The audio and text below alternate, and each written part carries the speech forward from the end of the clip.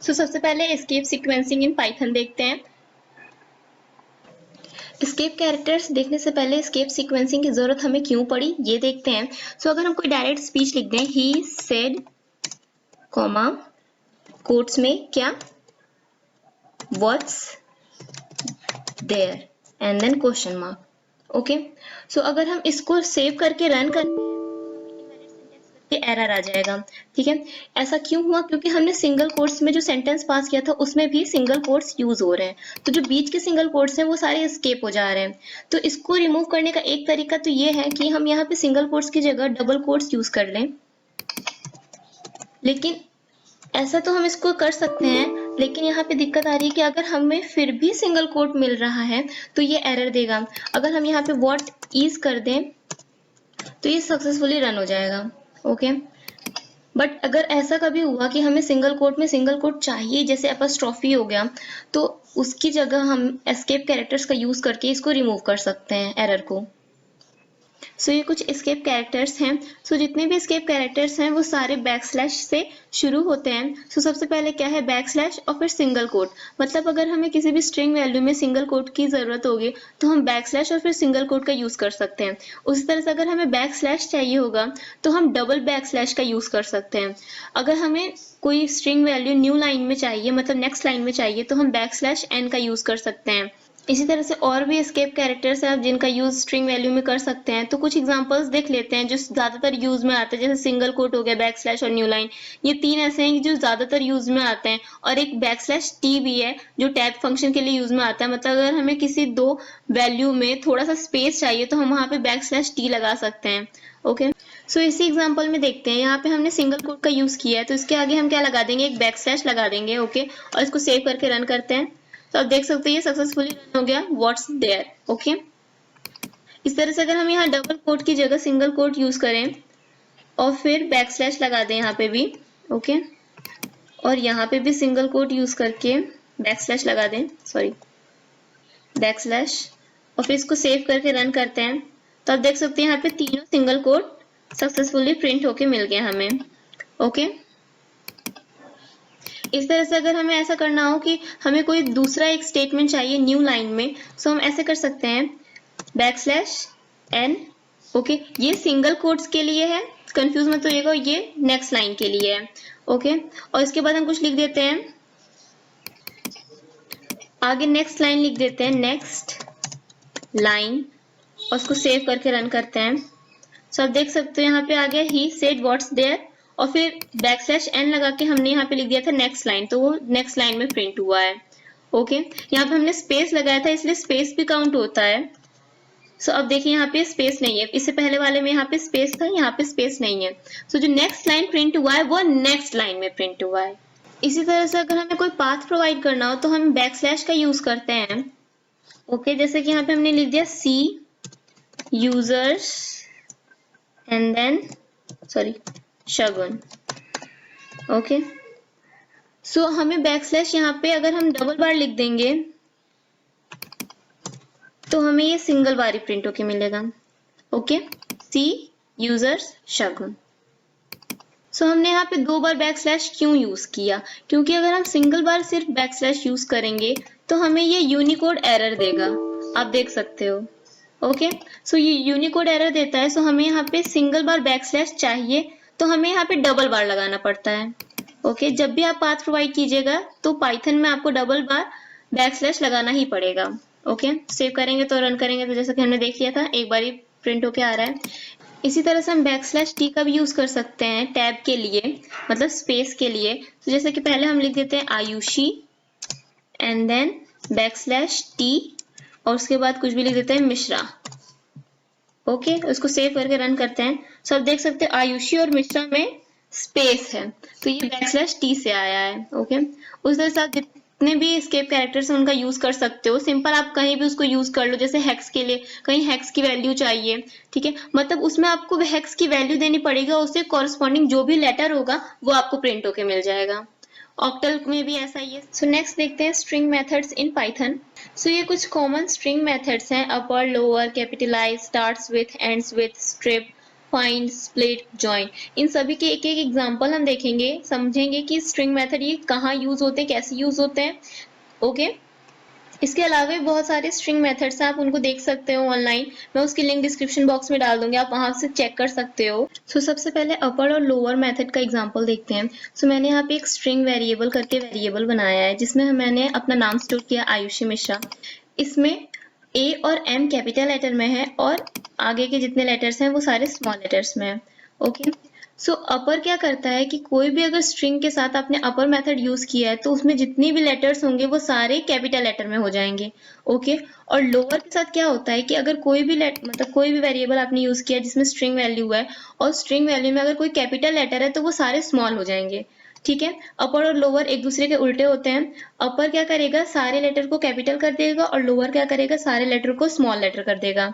Okay, सबसे पहले print statement में हमने लिखा है, पहले एक स्ट्रिंग वैल्यू पास की है, ओरिजिनल स्ट्रिंग, उसके बाद हमने कॉन्केटिनेशन ऑपरेटर लगाया है, इससे पहले वाले लेक्चर में मैंने बताया था, और फिर स्ट्रिंग वेरिएबल जो मेन स्ट्रिंग है, ओरिजिनल स्ट्रिंग है, उसको प्रिंट किया है। ओके, इसी तरह से आप कॉन्केटिनेशन ऑपरेटर का यूज कर सकते हो।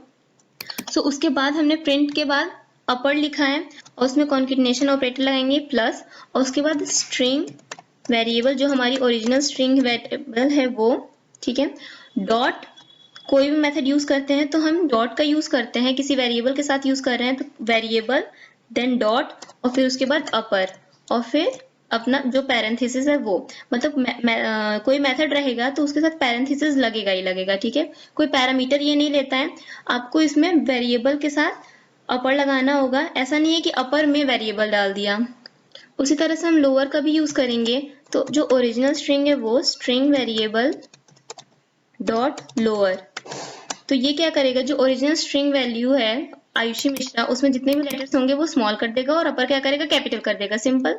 इसको सेव करके रन करते हैं। सॉरी, यहाँ पे स्पेलिंग मिस्टेक हो गया, वेरिएबल का, variable, save and then run.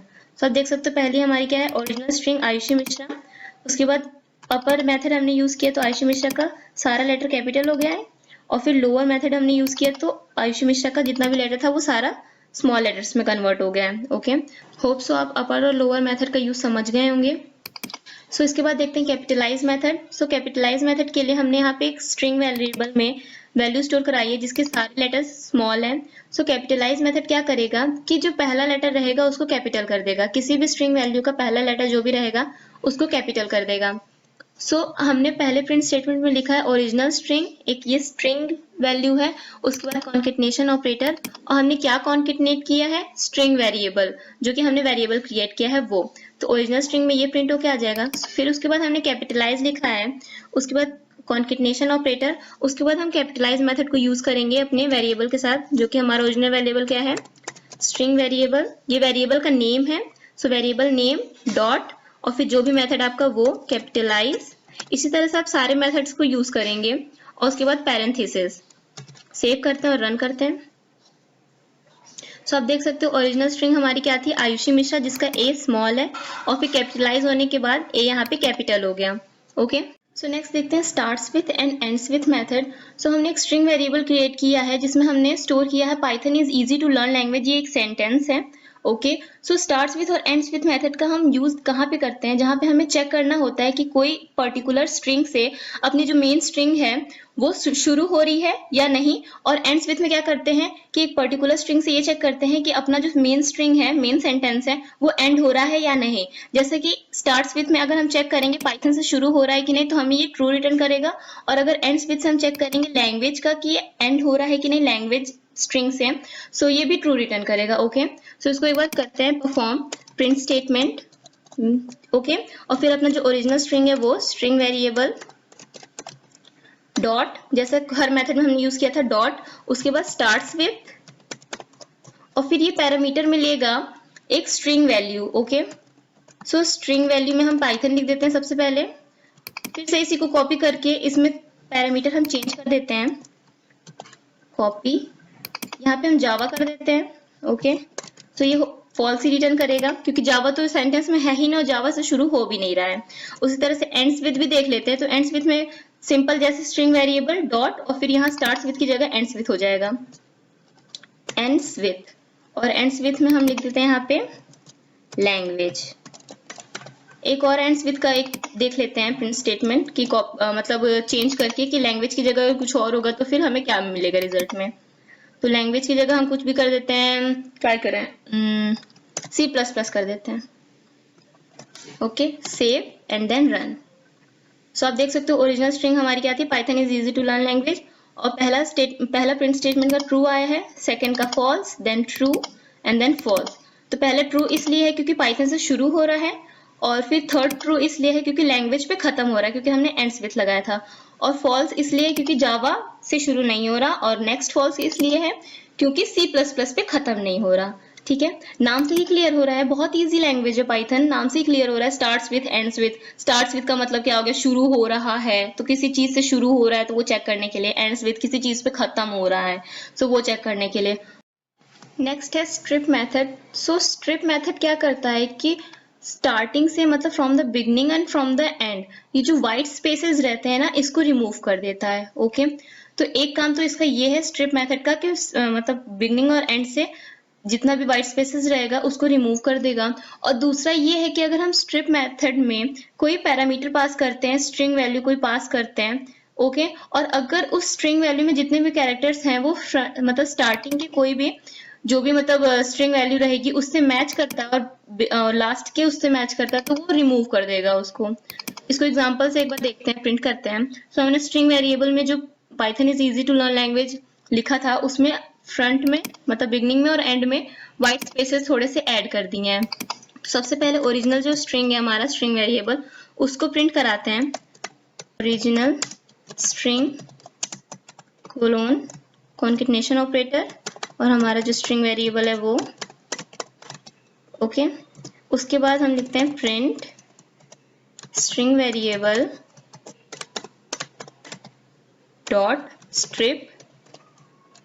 Okay, बस अभी स्ट्रिप देखते हैं, अभी कोई पैरामीटर पास नहीं करते हैं, बस इतना ही देखते हैं और इसको सेव करके रन करते हैं।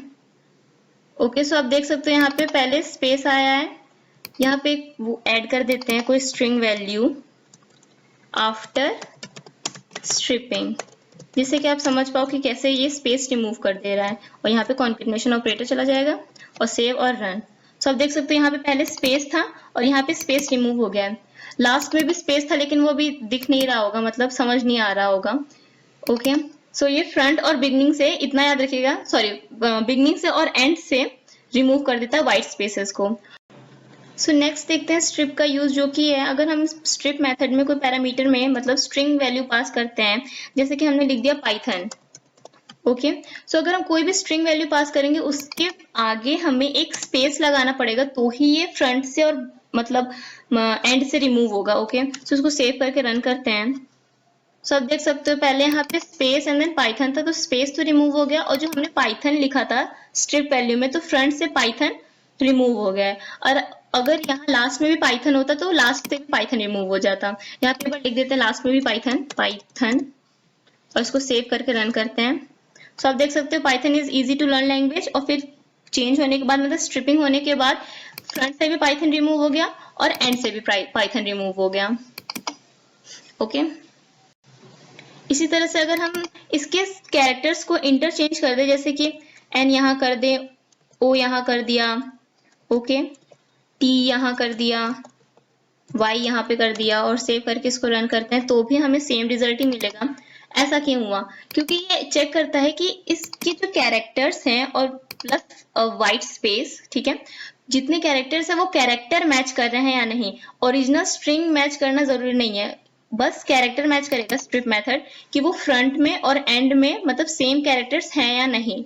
ओके, अगर इसी में से हम एच रिमूव कर देते हैं तो अब देखिएगा, सो रिजल्ट में हमें स्टार्टिंग में HON और लास्ट में PYTH ऐसा क्यों मिला? तो देखते हैं, हमने क्या लिखा था PTYNO। सो फ्रंट से जब चेक करेगा तो हमें PYT मिला, H नहीं मिला। सो यहीं पे लेफ्ट से चेक करना स्ट्रिप मेथड ने बंद कर दिया। ओके, कट हो गया, रन करना बंद कर दिया, कुछ भी कह सकते हैं। उसके बाद फिर वो राइट पे जंप करेगा तो राइट से वो देखेगा तो राइट में स्ट्रिंग वैल्यू भी राइट से ही चेक होती है, जैसे लेफ्ट से जब चेक करेंगे तो लेफ्ट से चेक होती है, तो वैसे ही स्ट्रिंग वैल्यू राइट से जब चेक करेगा तो जो हमने पैरामीटर में स्ट्रिंग वैल्यू पास की है वो भी राइट से चेक होगी। सो हमें n मिला, o मिला, ओके, h नहीं मिला, सो यहीं पे ये ड्रॉप कर गया, on हटा दिया और हमें py/th मिल गया। ठीक है, क्लियर? एक बार फिर से मैं बोल देती हूँ कि जब ये स्टार्टिंग से चेक करेगा, लेफ्ट से चेक करेगा, सो ये चेक करेगा कि कैरेक्टर्स कितने मैच हो रहे हैं, और जैसे ही मैच करना बंद हुआ, जैसे h यहाँ पे नहीं मिला, ये वहीं पे ड्रॉप कर जाएगा लेफ्ट से चेक करना, उसके बाद ये राइट पे जंप कर जाएगा और राइट से भी स्ट्रिंग वैल्यू जो पैरामीटर में पास है वो स्ट्रिंग वैल्यू राइट से चेक करेगा, और फिर राइट में जैसे ही कोई भी वैल्यू उसको नहीं मिलती, कोई भी कैरेक्टर उसको नहीं मिलता है, वहीं पे वो ड्रॉप कर जाएगा। ओके, वीडियो थोड़ी सी लंबी बन गई है, सो यहीं पे खत्म करते हैं। नेक्स्ट लेक्चर में देखते हैं जो 3 हमारे कॉमन मेथड्स बचे हुए हैं, फाइंड, स्प्लिट और जॉइन। उसके अलावा भी कुछ और मेथड्स देखेंगे हम। ओके, सो अभी यहीं पे खत्म करते हैं। So thanks for watching. अगर आपको वीडियो पसंद आई हो तो प्लीज लाइक कीजिएगा, सब्सक्राइब कीजिएगा मेरे चैनल पे। Thank you.